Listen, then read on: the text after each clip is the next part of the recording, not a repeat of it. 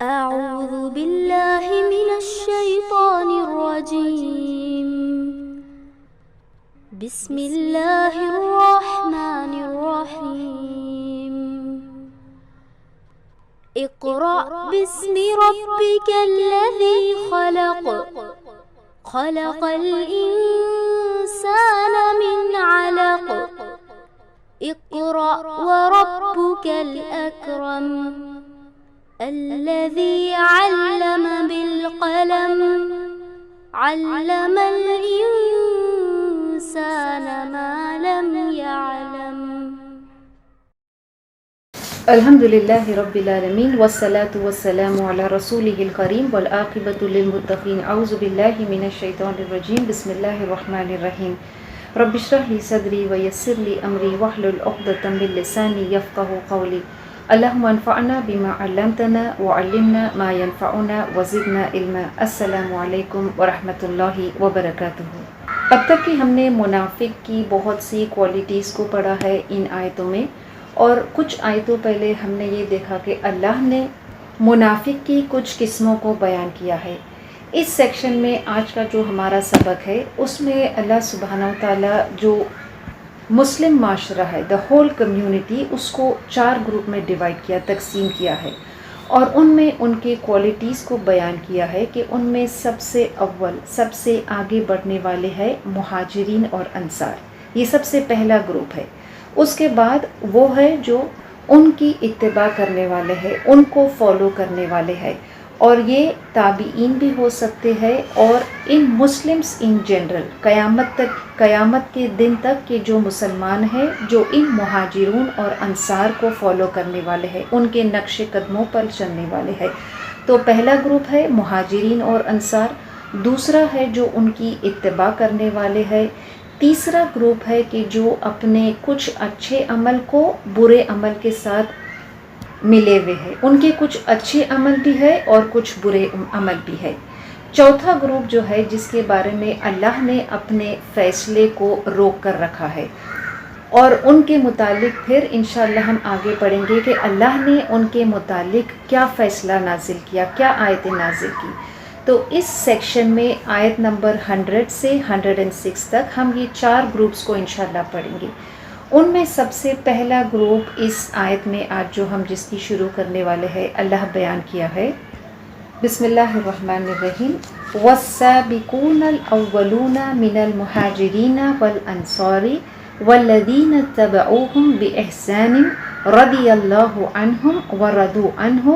وأعد لهم جنات تجري من تحتها الأنهار خالدين فيها أبدا ذلك الفوز العظيم. والسابقون الأولون، اور سبقت کرنے والے، سب سے پہلے، من المہاجرین والانصار، مہاجرین اور انصار میں، والذین اتبعوهم، اور جن لوگوں نے ان کی پیروی کی ہے، بإحسان، نیکی کے ساتھ، رضی اللہ عنہم، اللہ راضی ہے ان سے، ورضوا عنہ، اور وہ اللہ سے، وأعد لهم جنات تجری، اور تیار کیے گئے ہیں ان کے لیے باغات جن کے نیچے نہریں بہتی ہے، خالدین فیہا ابدا، وہ اس میں ہمیشہ ہمیشہ رہیں گے، ذالک الفوز العظیم، اور یہ بڑی کامیابی ہے. تو اس آیت میں اللہ اس پہلے گروپ کو بیان کرتا ہے جو ہے سابقون الاولون، سبقت کرنے والے ہیں، آگے بڑھنے والے ہیں، سب سے پہلے آگے رہنے والے ہیں کون؟ مہاجرین اور انصار. اس کے بعد والذین اتبعوہ بإحسان، اس کے بعد ان کی اتباع کرنے والے ہیں. کس میں اتباع کرنے والے ہیں؟ نیکی میں، نیکی کے ساتھ ان کی اتباع، ان کو فالو کرنے والے ہیں. اور یہ ہر وہ مسلمان ہے، ہر وہ شخص ہے جو ان کی مہاجرین اور انصار کی اتباع، ان کو فالو کرنے والے ہیں. اللہ ان کے بارے میں فرماتا ہے کہ اللہ ان سے راضی ہے اور وہ اللہ سے، اور اللہ ان کی ریوارڈ کو بیان کرتا ہے کہ اللہ نے ان کے لیے جنات کو، باغات کو تیار کیا ہے جن کے نیچے نہریں ہیں، اور اللہ فرماتا ہے کہ یہ سب سے بڑی اور عظیم کامیابی ہے، اور وہ ہے کہ اللہ ان سے راضی ہے. تو سب سے پہلے جو سبقت کرنے والے ہیں، سب سے پہلے جو آگے بڑھنے والے ہیں، یہ مہاجرین ہے کہ جو ہجرت کر کے مدینہ آئے تھے جنگ بدر سے پہلے، اور جو انصار تھے جنہوں نے اسلام کو ایکسیپٹ کیا، اور وہ بھی اسی دوران ان دا سیم پیریڈ، تو مہاجرین اور انصار سب سے پہلے سبقت کرنے والے ہیں، اور اس کے بعد والذین اتبعوہ بإحسان، اور وہ ہے جنہوں نے ان کی اتباع کی ہے، جن کو فالو کیا ہے اور جو اللہ کی راہ میں انہوں نے کوشش کی ہے۔ تو اللہ نے کیونکہ اس آیت میں بیان کیا ہے کہ انہوں نے سبقت کیا ہے اور وہ سب سے آگے بڑھنے والے ہیں، کون؟ مہاجرین اور انصار۔ تو ہم یہاں تھوڑا سا غور کرتے ہیں کہ اللہ نے ان کو اتنا بڑا رتبہ، اتنا بڑا مقام کیوں دیا ہے، اس کی فضیلت کو اللہ نے بیان کیا ہے اس آیت میں کہ اللہ ان سے راضی ہے، اللہ ان سے خوش ہے اور وہ اللہ سے خوش ہے۔ بالکل ابتدا میں ہم جب دیکھتے ہیں کہ یہ اسلامک موومنٹ جو ہے، اسلام کا میسج جو ہے، جب یہ اللہ کے رسول صلی اللہ علیہ وسلم اس میسج کو لے کر کھڑے ہوئے تھے، تو مکہ میں جو اللہ کے رسول صلی اللہ علیہ وسلم کی اتباع جو کرنے والے تھے، ان کو بہت سی مشکلات کا سامنا کرنا پڑا تھا، بالکل شروع سے، بالکل ابتدا سے جب اسلام کا آغاز ہوا تھا۔ جو مکہ کے قریش تھے، انہوں نے یہ اسلامک موومنٹ جب شروع ہوا تھا، اللہ کے رسول صلی اللہ علیہ وسلم نے جب یہ میسج کو لے کر وہ کھڑے ہوئے تھے، تو ان کو اس میسج سے خطرہ تھا، اس تحریک سے وہ ان کو خطرہ تھا، اس تحریک کے جس کا فنڈامنٹل، جس کا اصول اس بنیاد پر تھا کہ اللہ کے سوا کوئی عبادت کے لائق نہیں ہے، اور یہ ان کی جاہلی سوسائٹی، ان کے رسم و رواج، ان کے عہدے، ان کے پوزیشنز کو بہت بڑا خطرہ تھا، اور اس لیے انہوں نے اس کی بغاوت کی تھی، اس لیے انہوں نے اس کے ماننے والوں کو، اللہ کے رسول صلی اللہ علیہ وسلم کو فالو کرنے والوں کو اذیتیں دی تھی۔ شروع میں انہوں نے وربلی ان کو ایکیوز کیا تھا، زبان سے اذیت دیتے تھے، اس کے بعد پھر ان کی ظلم و ستم جو ہے وہ فزیکلی آپ صلی اللہ علیہ وسلم کو اور مسلمانوں کو جو اس میسج کو فالو کرنے والے تھے ان کو تکلیف پہنچاتے تھے۔ ہم سیرت میں پڑھتے ہیں کہ جب اللہ کے رسول صلی اللہ علیہ وسلم اس میسج کو لے کر کھڑے ہوئے تھے، اس دعوت کو لے کر کھڑے ہوئے تھے، لوگوں کو اسلام کی طرف بلا رہے تھے، تو جو اس کی مخالفت کرنے والے تھے انہوں نے کوئی کسر نہیں چھوڑا تھا اس کی اتباع کرنے والوں کو اذیت پہنچانے میں۔ اور ایسا ہی معاملہ ہوتا ہے کہ جب کوئی تحریک شروع ہوتی ہے تو اس کی مخالفت کرنے والے کھڑے ہو جاتے ہیں۔ یہ اسلامک تحریک تو اس بنیاد پر تھی کہ حاکمیت صرف اللہ کے لیے ہے، all lordship belongs to Allah alone، اور یہ مشرکین کے لیے، ان کے لیے سب سے بڑا خطرہ تھا، اور اس لیے انہوں نے اس کی مخالفت کیا تھا۔ مکہ میں صورتحال ایسا تھا کہ اگر کوئی شخص اسلام کو اوپنلی ایکسیپٹ کرتا تو وہ اپنی موت کو دعوت دیتا تھا، کیونکہ اس دور میں اسلام کو اوپنلی ایکسیپٹ کرنا خطرے سے خالی نہیں تھا۔ مشرکین کی طرف سے جو ظلم و ستم لوگ مسلمانوں پر ہو رہے تھے، وہ ہر قسم کی ظلم و ستم ہو رہے تھے، وربل ایکوزیشن تھا، فزیکل آپریشن تھا، تو اس وقت اور اس دور میں صرف وہی اس کے لیے کھڑے ہو سکتا تھا کہ the one who was really committed to the cause، کیونکہ اس کے ماننے والوں کو ہر قسم کا اور اپنی جان کا خطرہ تھا۔ تو اس طرح سے صرف وہی گنے چنے لوگ کہ جو بہت ڈیڈیکیٹڈ تھے اس اسلامک کاز کے لیے، اسلامک موومنٹ کے لیے، وہ اللہ کے رسول صلی اللہ علیہ وسلم کے ساتھ کھڑے ہوئے تھے، آپ کو فالو کرنے کے لیے، آپ کو ہیلپ کرنے، اسسٹ کرنے، آپ سپورٹ کرنے کے لیے، and they formed the most solid foundation, اور جو ان تکالیف اور مشکلات اور اذیتوں کو برداشت نہیں کر سکتے تھے وہ پھر کفر پر پلٹ گئے تھے۔ تو اس طرح سے اللہ نے ان خاص لوگوں کو چنا تھا کہ جو اس اسلامک موومنٹ کے لیے، اس میسج آف اسلام کے لیے مخلص ہو کر کھڑے ہو سکتے تھے، اور یہ سالڈ فاؤنڈیشن آف اسلام انہوں نے مکہ میں کیا تھا، اور وہ مہاجرین تھے۔ انہی کی طرح اسلام کو ایک سالڈ فاؤنڈیشن دینے کے لیے ایک گروپ تھا مدینہ میں جو انصار تھے۔ تو مہاجرین اور انصار یہ دو گروپ تھے کہ جو اسلام کا بہت سالڈ فاؤنڈیشن انہوں نے بنایا تھا۔ انصار جو تھے ان کو اس قسم کی اذیت، فزیکل ٹارچر یا تکلیف مہاجرین کی طرح ان کو نہیں اٹھانی پڑی تھی، مشکلات ان کو نہیں اٹھانا پڑا تھا، لیکن انہوں نے اللہ کے رسول صلی اللہ علیہ وسلم کے ساتھ جو عہد کیا تھا عقبہ کے موقع پہ، وہ اس بات سے کچھ کم نہیں تھا، اور اس کہ وہ مہاجرین کے ساتھ تھے، وہ اس بات کی علامت ہے کہ انہوں نے اس عہد کے موقع پہ جو اللہ کے رسول صلی اللہ علیہ وسلم کے ساتھ انہوں نے اس وقت عہد کیا تھا، تو ان کا بھی مقام جو ہے وہ مہاجرین کی طرح ہی تھا،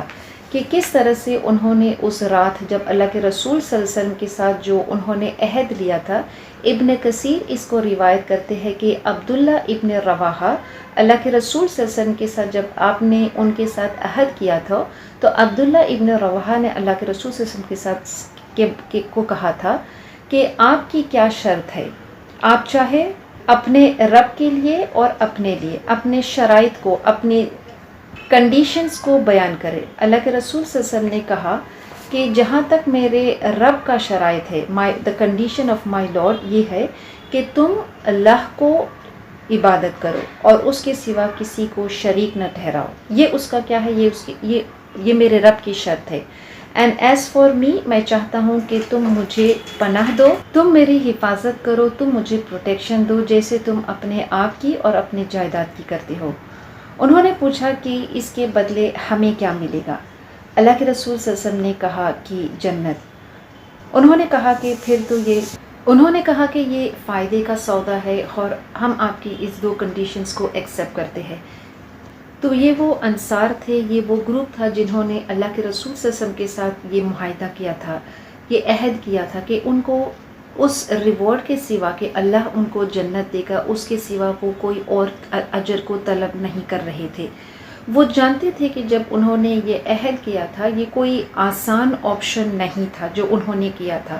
بلکہ اس بات سے وہ اچھے سے واقف تھے کہ اس عہد کے بعد جو نتائج، جو کانسیکوینس ہوگا اس کے بعد، کہ کس طرح سے قریش سے ان کو مخالفت کا سامنا کرنا پڑے گا، نہ صرف قریش سے بلکہ ان کے ساتھ جو دوسرے عربی قبائل ہے ان کے ساتھ بھی ان کو مخالفت کا سامنا کرنا پڑے گا۔ وہ اس بات سے بھی واقف تھے کہ اللہ کے رسول صلی اللہ علیہ وسلم نے انہیں جو وعدہ کیا تھا کہ اللہ نے ان کو جنت کا وعدہ کیا تھا، اللہ نے ان کو دشمن کے مقابلے میں فتح کا کوئی وعدہ نہیں کیا تھا، صرف جنت کا وعدہ کیا تھا، لیکن اس کے باوجود انہوں نے اس عہد پہ وہ راضی ہو گئے تھے۔ تو اس لیے یقیناً انصار کے ساتھ مہاجرین بھی اس معاشرے کے جو سالڈ فاؤنڈیشن تھا، دا فرسٹ اسلامک سوسائٹی جو مدینہ میں بنا تھا، جو اسٹیبلش ہوا تھا، اس میں انصار کا بھی جو مقام تھا وہ ان کے ہی برابر تھا کہ جو مہاجرین تھے جنہوں نے اسلام کے لیے جو سیکریفائزز کیا تھا، جو تکلیف جھیلے تھے، جو اذیتیں جھیلے تھے، اور جو مشرکین کے ظلم و ستم کا سامنا ڈٹ کر کیا تھا، کہ اللہ کے رسول صلی اللہ علیہ وسلم کی اتباع سے وہ بالکل پیچھے نہیں ہٹے تھے۔ اور مدینہ کا صورتحال یہ تھا کہ انصار کے علاوہ کچھ اور قسم کے لوگ بھی مدینہ میں موجود تھے، وہ نیو کنورٹس جو انہوں نے ابھی اسلام کو ایکسیپٹ کیا تھا، وہ بھی مدینہ میں موجود تھے، اور ان کی اصلاح کی بھی ضرورت تھی۔ ان کو اس اسلامک معاشرے میں، اس مسلم کمیونٹی میں ان کو شامل کرنا، ان کو اس اسلام کے ڈھانچے میں ان کو ڈالنا، یہ ایک بہت بڑا کام تھا۔ اس کے علاوہ مدینہ میں وہ گروپ بھی تھا کہ جو منافق تھے، کہ جو صرف دکھاوا کرتے تھے مسلمانوں کے ساتھ ہونے کا، اسلام کو ایکسیپٹ کرنے کا، لیکن they were not committed to the cause۔ اور پھر مدینہ میں تو یہود بھی موجود تھے کہ جو ہر وقت کوئی سازش کر رہے تھے مسلمانوں کے اور اللہ کے رسول صلی اللہ علیہ وسلم کے خلاف۔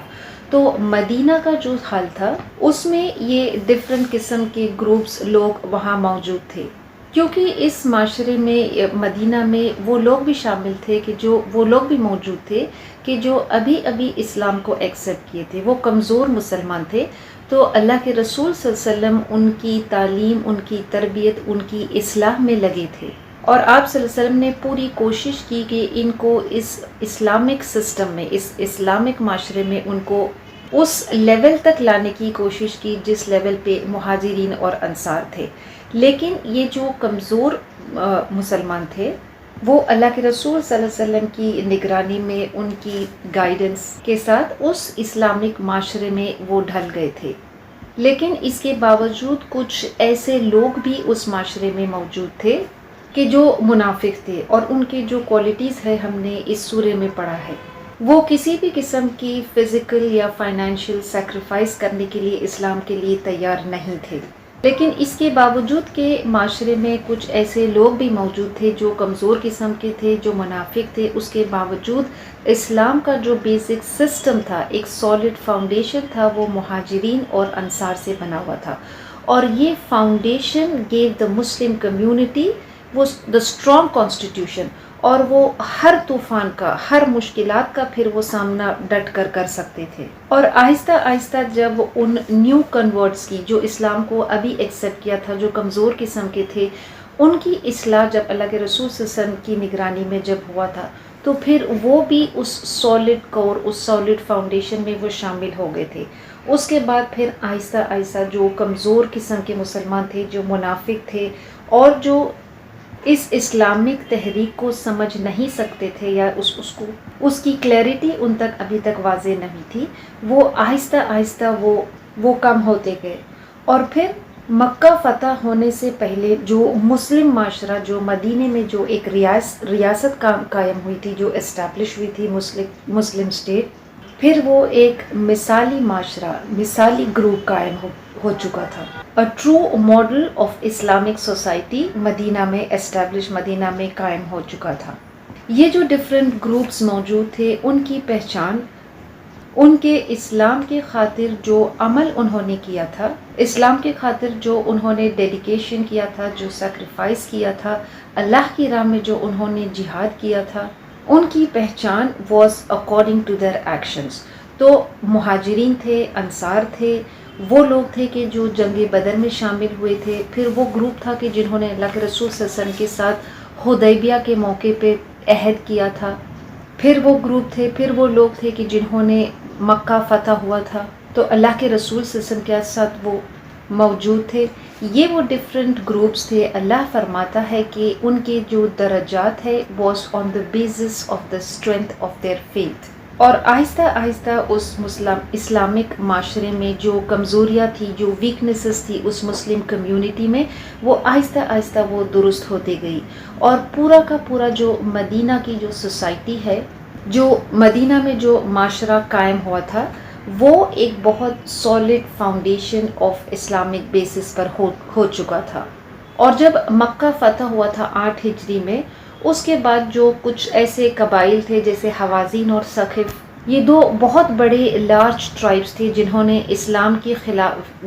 کے ساتھ جو مخالفت انہوں نے کیا تھا، لیکن اس کے بعد ان کا بھی جو ہے اسلام میں داخل ہونا، اسلام کی طرف آنا، یہ بہت سے نئے مسلمان کو اس اسلامک معاشرے اور سوسائٹی میں شامل کر دیا تھا۔ تو اس وجہ سے اس وقت کے جو مسلم معاشرہ تھا، اس میں different levels of people, different groups of people with regard to their outlook موجود تھے۔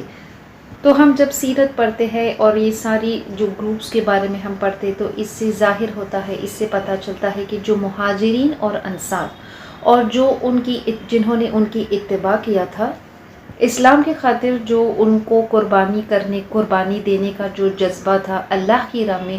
ان کا ایک اہم کردار تھا اس اسلامک معاشرے کو قائم کرنے کا، اور اس اسلامک میسج کو ایک عملی شکل دینے کا ان کا بہت بڑا ہاتھ تھا۔ تو اس وجہ سے اللہ اس آیت میں ان کی فضیلت کو بیان کرتا ہے کہ جو سب سے آگے بڑھنے والے، اسلام کی خاطر جو سب سے آگے بڑھنے والے میں سے جو مہاجرین اور انصار تھے، اور ان کی فضیلت یہ بھی ہے کہ آنے والے ہر گروپ کو وہ جو ان کی اتباع کرے گا، اللہ فرماتا ہے کہ اللہ ان سے بھی راضی ہوگا۔ اللہ ان سے راضی ہے کا مطلب ہے کہ اللہ will reward them generously۔ اللہ کی رضا جو ہے یہ سب سے بڑا اجر ہے، اور ہمارے لیے یہ بہت ضروری ہے کہ ہم ہر عمل جو کرے وہ صرف اللہ کی رضا کے لیے کرے، اور وہ اللہ سے راضی ہے، اس سے مراد یہ ہے کہ ان کو یہ تسلی دی جا رہی ہے کہ اللہ ان کے ساتھ ہے، اور اللہ جو فیصلہ ان کے لیے کرے گا وہ ان کے لیے سب سے بہتر رہے گا۔ اور وہ اللہ سے راضی ہے سے مراد یہ بھی ہے کہ وہ اللہ کا شکر ادا کرتے ہیں. دے آر گریٹفل جب کہ وہ اللہ کی when they receive the bounties of اللہ وہ استقامت پر رہتے ہیں, اور جب کوئی مشکلات کا سامنا آتا ہے تو پھر وہ اس سے راضی ہوتے ہیں. تو یہ ایک طرفہ راضی نہیں ہے بلکہ دو طرفہ ہے کہ اللہ بھی ان سے راضی ہے اور وہ بھی ان سے راضی ہے. تو جب دو پارٹیز ایک دوسرے سے راضی ہوتے ہیں, so what does it mean, what does it show? A situation of total happiness. باہمی جو ہے خوشی, باہمی جو محبت ہے, اس کو اللہ بیان کرتا ہے کہ یہ کیسا بہترین گروپ جس کے بارے میں اللہ بیان کرتا ہے کہ اللہ ان سے راضی ہے. اللہ ان کے مقام کو بیان کرتا ہے کہ اللہ ان کے ساتھ ہے. ہم صرف اس ترجمے کو پڑھ کے کہ رضی اللہ عنہم ورضوا عنہ, ہم صرف اس ترجمے کو پڑھ کے کہ اللہ ان سے راضی ہے اور وہ اللہ سے راضی ہے, ہم اس کے اصل معنی کو نہیں سمجھ سکتے ہیں. No language can adequately describe اس ایکسپریشن کو, یہ سچویشن کو اللہ اور اس کے بندوں کے بیچ میں یہ ایک دائمی سچویشن ہے جو اللہ اس کو بیان کرتا ہے. کیا اس سے بڑھ کر کوئی اور خوشی کسی شخص کے لیے ہو سکتی ہے؟ کوئی اور بڑا فتح ہو سکتا ہے اس سے بڑھ کر کہ اللہ ان سے راضی ہے؟ اور ہمیں یقین سے اس آیت میں اللہ بیان کرتا ہے کہ اللہ ان سے راضی ہے. تو ہمیں یہ ضروری ہے کہ ہم دیکھیں کہ اللہ کس بات سے اور کس وجہ سے ان سے راضی ہے, کس راستے کو یا کس راستے کو فالو کرنے سے اللہ ان سے راضی ہے. اور یہ ایک ہی راستہ ہے کہ جو اللہ کے رسول صلی اللہ علیہ وسلم کا راستہ ہے, جو سیدھا راستہ ہے, اور یہ وہ راستہ ہے the straight path. اس کا اینڈ ڈیسٹینیشن, اس کا مقام, where will this path lead to جنہ. ہم دیکھتے ہیں کہ کس طرح سے اللہ جب منافق کی صفات کو بیان کرتا ہے, اس بیچ اللہ اس بارے میں بیان کرتا ہے, اس جنریشن کے بارے میں, اس گروپ کے بارے میں اللہ بیان کرتا ہے کہ اللہ ان سے راضی ہے. تو ہمارے لیے کتنا ضروری ہے کہ we imitate them and we be like them, کیونکہ اللہ فرماتا ہے کہ ان کے علاوہ والذین اتبعوہ بإحسان, کہ جو ان کی اتباع کرتے ہیں, کہ جو who make efforts to follow them, the best generation of people. تو ہمارے لیے ضروری ہے کہ ہم ان کی اتباع کریں, ہم کوشش کریں کہ ہم ان کی اتباع, پوری اتباع کریں, اور یہ ہمارے لیے اس دنیا میں سب سے قیمتی چیز ہونی چاہیے. ہمیں ان آیتوں پہ بار بار غور و فکر کرنا چاہیے, اس پہ تدبر کرنا چاہیے کہ کتنی عظیم آیت ہے کہ اگر ہم چاہتے ہیں کہ ہم ہدایت پر ہو تو ہدایت پر رہنے کے لیے یہ ضروری ہے کہ ہم اللہ کی حکم کو مانیں, اس کے رسول کی اتباع کریں. حسن البصری اس آیت کے بارے میں کہتے ہیں کہ سابقون الاولون, سبقت کرنے والے, آگے بڑھنے والے, سب سے آگے رہنے والے. کس بات میں آگے رہنے والے ہیں؟ دین کے معاملے میں, مسجد جانے والے, نماز کو قائم کرنے والے, اللہ کے حکم کو ماننے والے, گناہ سے بچنے والے, ہر نیکی کے کام میں آگے رہنے والے, اور ہر برائی سے اپنے آپ کو سب سے زیادہ روکنے والے. یہ وہ ہے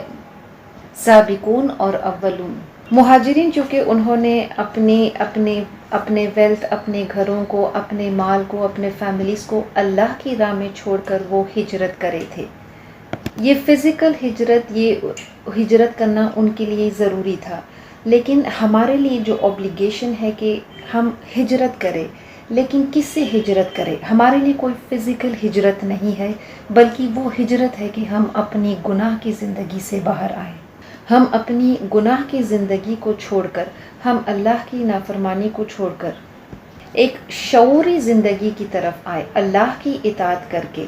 اور دا ریئل مائگریشن ہمارے لیے ہجرت کیا ہے کہ جو اللہ نے ہمیں حکم دیا ہے جس چیز کا کرنے, ہم اس چیز کو کریں, اور اللہ نے ہمیں جس چیز سے روکنے کے لیے کہا ہے ہم اس چیز سے اپنے آپ کو روکیں. اور اللہ ان کے بارے میں بیان کرتا ہے کہ جو اتباع کرتے ہیں, والذین اتبعوہ بإحسان, اتباع کرنا, ٹو فالو سم ون. اللہ نے یہاں پہ اسپیسیفائی نہیں کیا کہ یہ وہ کون لوگ ہیں, بلکہ اٹس اے ویری جنرل آیت جس میں اللہ بیان کرتا ہے کہ اس میں ہر وہ شخص شامل ہے کہ جو ان کی اتباع کرتا ہے، اس فرسٹ جنریشن آف لوگوں کی جو اتباع کرتا ہے. اور اتباع کرنے کا مطلب ہے to follow them with goodness. جب ہم کسی شخص کا پیچھا کرتے ہیں، when you want to reach a particular destination، اور ہم راستہ نہیں جانتے ہیں اور ہمیں اس شخص کو فالو کرنا ہے کہ جو راستہ جانتا ہے، تو ہم اس شخص کو فالو کس طرح سے کریں گے؟ کیا ہم کسی بھی وقت اس بات سے اپنی نظر کو ہٹائیں گے یا چوکیں گے کہ وہ شخص کہاں جا رہا ہے؟ کیونکہ ایک قدم ہمارا غلط اس راستے سے ہمیں ہٹا دے گا اور پھر ہم اپنے ڈیسٹینیشن پر پہنچ نہیں سکیں گے. مطلب ہم کس طرح سے اس شخص کو فالو کریں گے، اس شخص کی اتباع کریں گے. اور اگر ہم سے کوئی یہ کہے کہ اگر ہم اس شخص کو فالو نہیں کرتے ہیں، we will not reach the destination، اور اس کی اتباع نہ کرنے سے ہمیں یہ نقصانات ہوں گے، ہم تباہ ہو جائیں گے، ہم برباد ہو جائیں گے، تو ہم کتنی توجہ سے اس شخص کو فالو کریں گے. بالکل اسی طرح ہمارے لیے ضروری ہے کہ ہم اللہ کے رسول صلی اللہ علیہ وسلم اور ان کے فالوورز کو ان کی اتباع کریں، کیونکہ وہ جس راستے پر وہ چل رہے ہیں کہ وہ راستہ ہے کہ جو صراط المستقیم ہے. اور اگر کوئی شخص اس راستے سے ہٹ جاتا ہے تو پھر اس کے لیے گمراہی کے راستے ہے. تو ہمارے لیے ضروری ہے کہ ہم اپنی پوری توجہ، ہمارا ذہن، ہمارا دھیان، ہمارا کنسنٹریشن اس بات پر رکھے کہ جس کی وہ اتباع کرتے ہیں. اور صرف عبادت کے معاملے میں نہیں بلکہ ہر معاملے میں ہم دیکھیں، ہم اللہ کے رسول صلی اللہ علیہ وسلم کی سیرت کو پڑھیں، صحابہ کی سیرت کو پڑھیں اور ہم دیکھیں کہ انہوں نے اپنی زندگی کو کس طرح سے گزارا تھا، کس طرح سے وہ اللہ کی عبادت کرتے تھے، کس طرح سے وہ ایک دوسرے کے ساتھ معاملات کرتے تھے، کس طرح سے وہ کام کرتے تھے، کس طرح سے وہ تجارت کرتے تھے، کس طرح سے اپنے بچوں کو وہ پالتے تھے، سنبھالتے تھے، کس طرح سے اپنے والدین کے ساتھ سلوک کرتے تھے، کس طرح سے اپنے لیڈرز کو چنتے تھے، کس طرح سے وہ لوگوں کو اسلام کی طرف بلاتے تھے. یہ ساری چیز کو کیا ہے؟ وَالَّذِينَ اتَّبَعُوهُ بِإِحْسَانٍ. ہر نیکی کے کام میں کس طرح سے ان کو فالو کرنا ہے، اور احسان کس طرح سے ہے ان کو فالو کرتے ہیں؟ بِإِحْسَانٍ. اور احسان کا ڈیفینیشن اللہ کے رسول صلی اللہ علیہ وسلم نے کیا دیا؟ دا ہائیسٹ لیول آف ایمان، جس کا ڈیفینیشن اللہ کے رسول صلی اللہ علیہ وسلم نے کہا احسان وہ ہے کہ تم ایسی عبادت کرو جیسے کہ تم اللہ کو دیکھ رہے ہو، اور تم اگر نہیں if you cannot see him then know that he watches you, know that he sees you. تو اگر کسی کو یہ معلوم پڑے کہ اللہ ہمیں ہر وقت دیکھ رہا ہے، تو پھر ہمارے معاملات، پھر ہمارے ڈیلنگز، پھر ہمارے ٹرانزیکشنز، پھر ہمارے سارے ریلیشن شپس ہم کس طرح سے گزاریں گے. تو ان کو کوئی سیکنڈ تھاٹس نہیں تھا جب وہ اللہ کے رسول صلی اللہ علیہ وسلم کی اطاعت کرتے تھے. سمعنا واطعنا. تو ہمارے لیے بھی یہ ضروری ہے کہ ہم بھی ان کی اتباع کریں، ہم بھی ان کو فالو کریں. صرف یہ محض کہہ دینا اپنے زبانوں سے کہ ہم اللہ کے رسول صلی اللہ علیہ وسلم کو پسند کرتے ہیں، محبت کرتے ہیں، یہ کافی نہیں ہے، بلکہ ہم اپنے عمل سے اس کو ثابت کر کے بتائیں. اور جب ہم دیکھتے ہیں کہ انہوں نے مہاجرین اور انصار اور جو ان کو فالو کرنے والے تھے، جب انہوں نے اپنا سب کچھ when they dedicated their life for Islam، تو کیا انہوں نے ایک بہت miserable لائف ان کو ملی؟ نہیں. They were the happiest people on earth. اور اس لیے اللہ اس آیت میں فرماتا ہے کہ رضی اللہ عنہم ورضوا عنہ، کہ وہ اللہ سے راضی تھے، اللہ ان سے راضی تھا اور وہ اللہ سے راضی تھے. اللہ سے راضی ہونے کا مطلب ہے کہ اس کی ہر حکم سے، اس کے ہر کمانڈ سے خوش ہونا ہے، اس کی ہر حکم کو، اس کے ہر آرڈر کو کی اطاعت کرنا ہے، خوشی خوشی اس کی اطاعت کرنا ہے. اللہ کے فیصلے سے، اس کے قدر سے خوش ہونا ہے، اللہ کے حکم سے خوش ہونا ہے، اللہ کی عبادت کے لیے خوش ہونا ہے. اللہ کے ہر حکم کو، چاہے ہمیں اس کی حکمت سمجھ میں آتی ہے یا نہیں آتی ہے، اس کے ہر فیصلے سے، اس کے ہر حکم سے خوش ہونا ہے اور اس کو خوشی خوشی کرنا ہے. کیونکہ ہم اس کے احکام کی جو حکمت ہے اس کو نہیں جانتے ہیں، لیکن ہم چاہے اس کی حکمت کو پہچانتے ہیں یا نہیں، اللہ کے احکام کو، اس کے حکم کو ماننا ہے. اپنے طریقے سے عبادت نہیں کرنا ہے. We don't innovate ways of عبادت. اور جب ہم اللہ کے حکم کو مانیں گے اور اللہ کے رسول صلی اللہ علیہ وسلم کی اتباع کریں گے تو اللہ فرماتا ہے اعد لہم، which means کہ اللہ نے یہ باغات کو he has already prepared the جنہ. اور اللہ فرماتا ہے کہ یہ سب سے بڑی کامیابی ہے، الفوز العظیم ہے. قرآن ہمیں ہر چیز کا صحیح پرسیپشن دیتا ہے. اصل کامیابی ہے جنت میں داخل ہونا، اور جنت میں داخل ہونے کے لیے ضروری ہے کہ ہم رسول کی اتباع کریں، اللہ ہم سے راضی ہوئے، اور یہ اصل کامیابی اینڈ سکسیس ہے. And who are the losers, جو قیامت کے دن جو اپنے آپ کو اور اپنے گھر والوں کو کھو دیں گے. They are the biggest losers on the day of judgment. اپنے مال کو، اپنی صحت کو، کسی چیز کو کھو دینا اتنا بڑا نقصان نہیں ہے کہ جتنا دین کو کھو دینا ہے. The real sins are the real loss. گناہ کی زندگی میں رہنا، گناہ کے کام کرنا، یہ اصل نقصان ہے کسی شخص کے لیے. کوئی شخص جب نماز کو نہیں اٹھتا ہے، کوئی شخص جب فجر کے لیے نہیں اٹھتا ہے، تو یہ واقعی میں اس کے لیے بہت بڑا نقصان ہے. کہ اللہ کے رسول صلی اللہ علیہ وسلم نے کہا کہ جو شخص فجر کی 2 سنتوں کے بارے میں اللہ کے رسول صلی اللہ علیہ وسلم نے کہا کہ اس کا ریوارڈ ہے وہ اس دنیا اور جو کچھ بھی اس میں ہے اس سے کہیں زیادہ بہتر ہے. یہ سنت کے لیے ہے، تو پھر جو فرائض ہے، جو فرض نماز ہے، اس کی اہمیت کتنی ہوگی. تو جو شخص اس نماز کے لیے نہیں اٹھتا ہے، جو اس شخص کو جو اس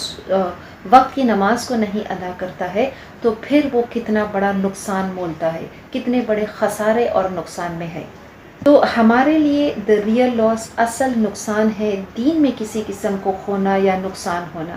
دین سے دور ہونا، دین سے غفلت کرنا. اور اگر کوئی شخص اس غفلت کی حالت میں اس نقصان کو اٹھاتے ہوئے اگر اس دنیا سے چلا جاتا ہے، تو پھر اس کے لیے کتنا بڑا نقصان ہے،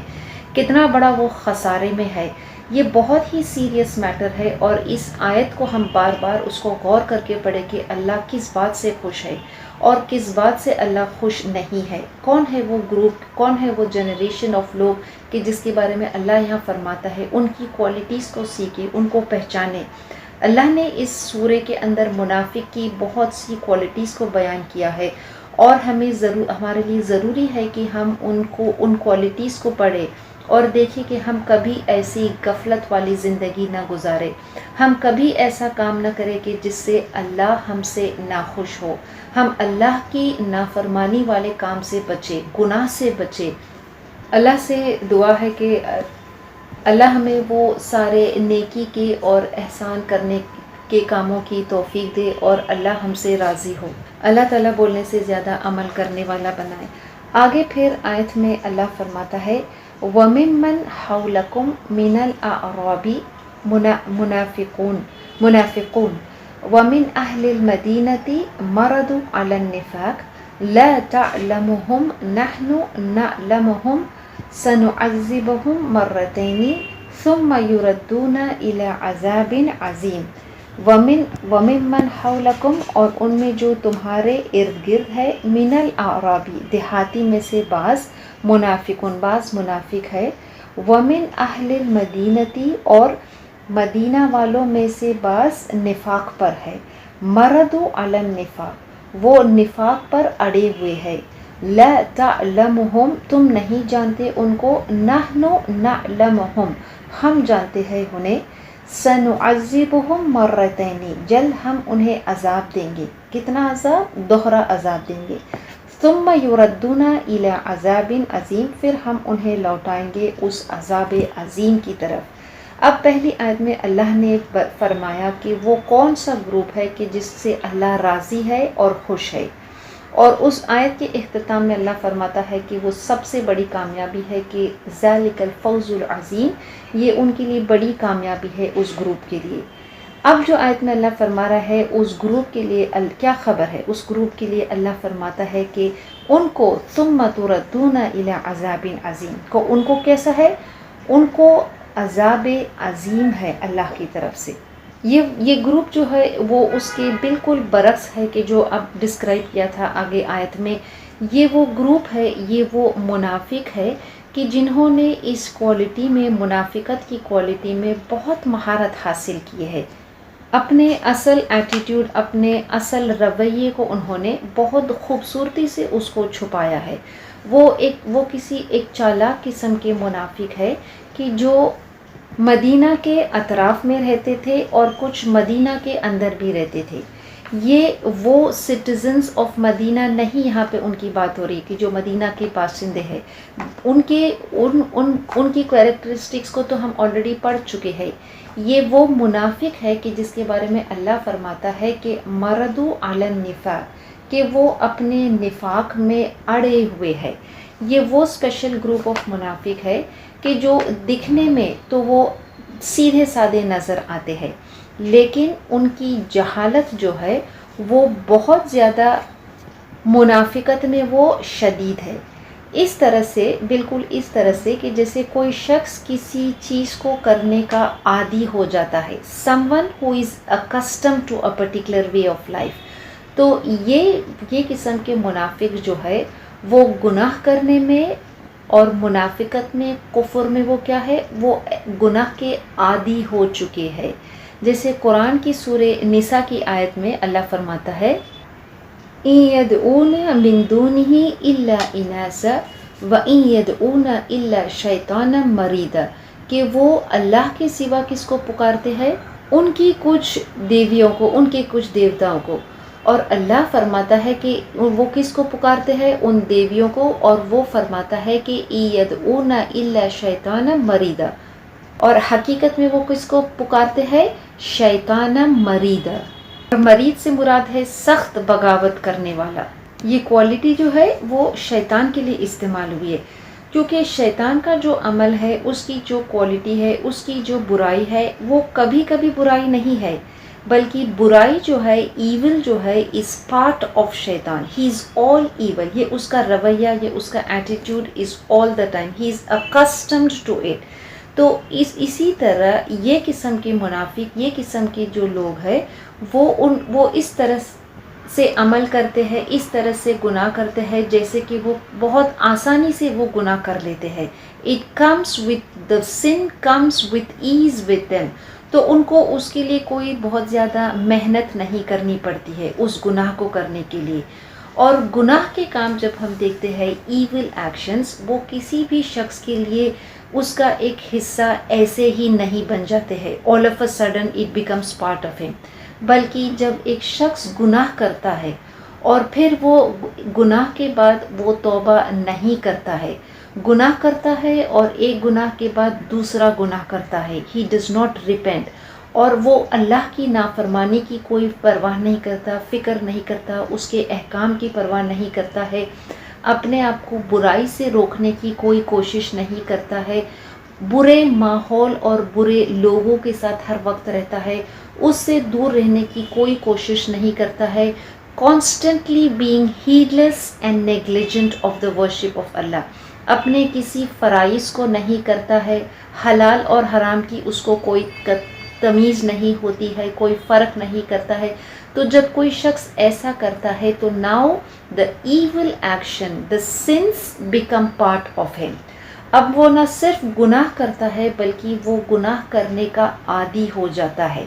اور وہ گناہ کرنے کے بعد اس گناہ میں اس کو لطف بھی آتا ہے۔ تو اللہ فرماتا ہے مرد علی النفاق سے یہی مراد ہے کہ گناہ، نفاق میں اڑ جانا۔ اللہ فرماتا ہے ان منافق کے بارے میں، ان چالاک قسم کے لوگوں کے بارے میں، کہ وہ اپنی منافقت میں کتنے شدید ہے، کتنے سخت ہے، لیکن اللہ فرماتا ہے کہ جو ان کی چالیں ہے، جو ان کی اسکیمنگ ہے، وہ ان کے کوئی کام نہیں آئے گی، اور ان کو ایک وارننگ دی جا رہی ہے۔ اللہ ان کو وارن کرتا ہے کہ وہ اللہ کے عذاب سے نہیں بچ سکیں گے، نہ صرف عذاب بلکہ اللہ فرماتا ہے کہ ان کو دوہرا عذاب دیا جائے گا۔ دوہرا عذاب وہ بھی ہو سکتا ہے کہ دنیا میں ان کو عذاب ملے گا، آخرت میں بھی ان کو عذاب ملے گا۔ دوہرا عذاب وہ بھی ہو سکتا ہے کہ دنیا میں بھی ان کو ذلت اور رسوائی ملے گی اور آخرت میں ملے گی۔ اور ان کے لیے دنیا میں ذلت اور رسوائی وہ ہوگی کہ جب وہ مسلمانوں کو فتح کر دیکھیں گے. when they will see the Muslims victorious, یہ ان کے لیے بہت بڑی ذلت اور رسوائی ہوگی جب وہ حق کو غالب ہوتے ہوئے دیکھیں گے. دوہرا عذاب وہ بھی ہو سکتا ہے کہ ان کو قبر میں عذاب دیا جائے گا اور آخرت میں ان کو عذاب ہوگا کہ جب فرشتے ان کی روح کو قبض کرتے ہوں گے تو پھر ان کی وہ چہروں کو اور ان کی پیٹھوں پہ وہ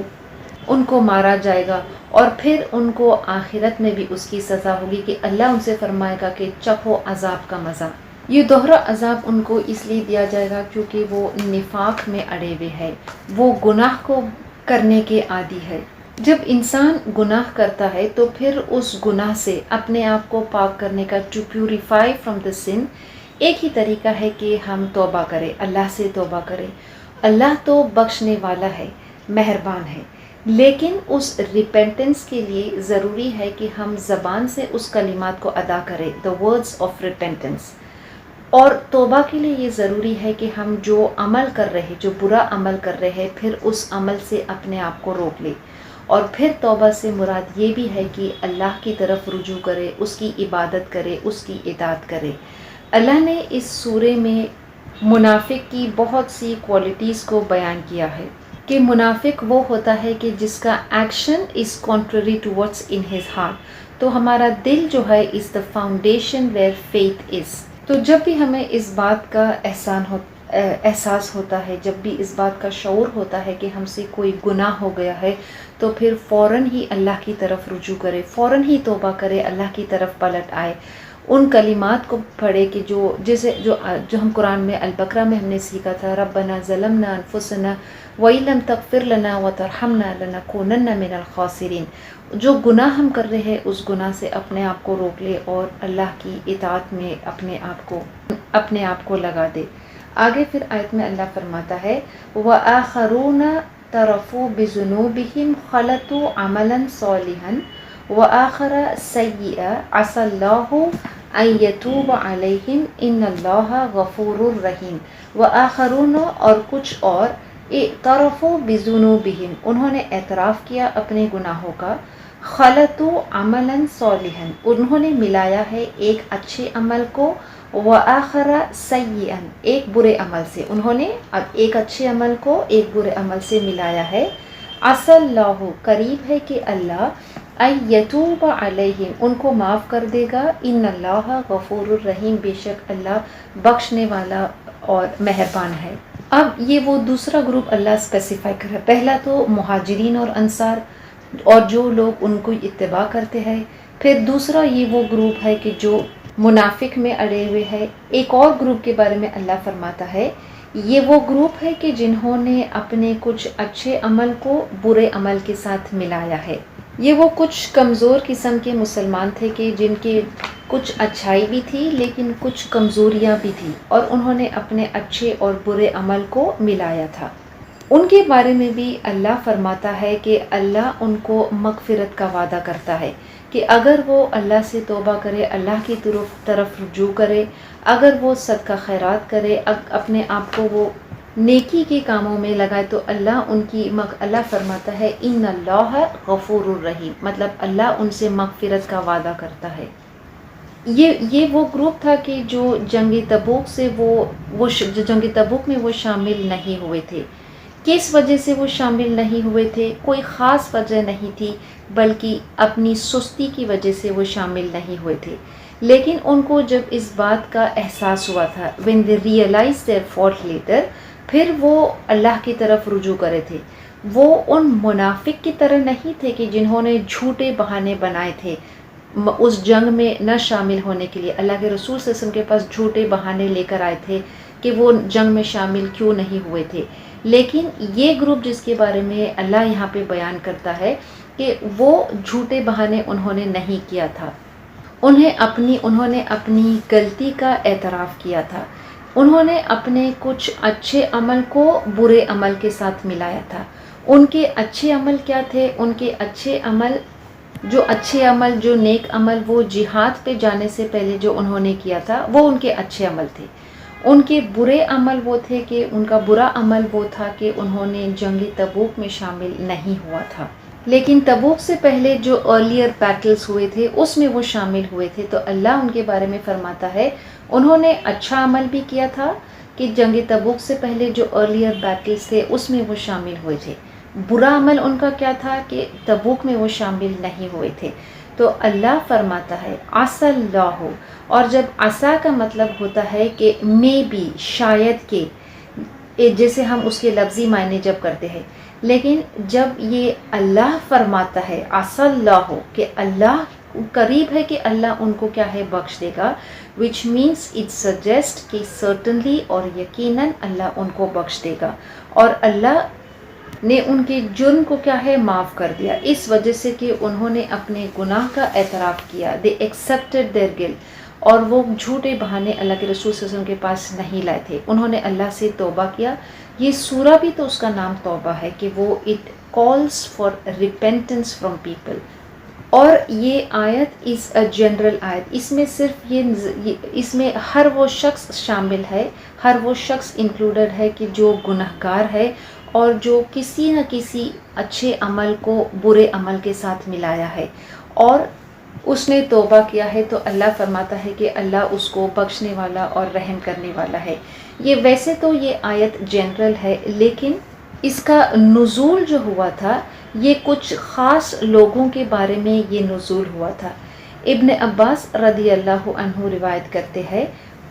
کہ وآخرون ان کو ریفر کرتا ہے، اور کچھ اور، یہ کن لوگوں کو ریفر کرتا ہے کہ وہ فرماتے ہیں کہ وہ